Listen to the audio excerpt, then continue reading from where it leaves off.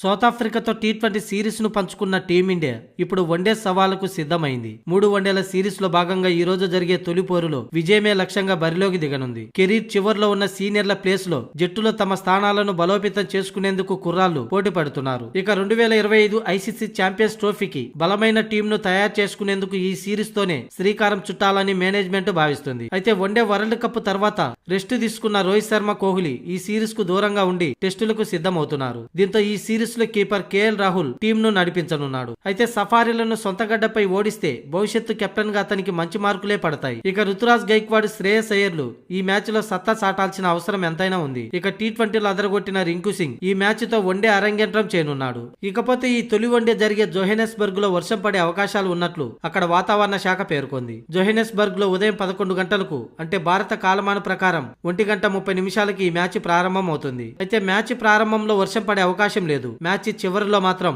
ఓ 5 నుంచి 10% వర్షం పడే అవకాశం ఉన్నట్లు వాతావరణ శాఖ పేర్కొంది. మొత్తానికైతే 90% మాత్రం మ్యాచ్ జరిగే అవకాశం ఉంది. ఇక పిచ్చి బ్యాటింగ్ కు అనుకూలిస్తుండడంతో పరుగుల వరద పారే అవకాశం ఉంది.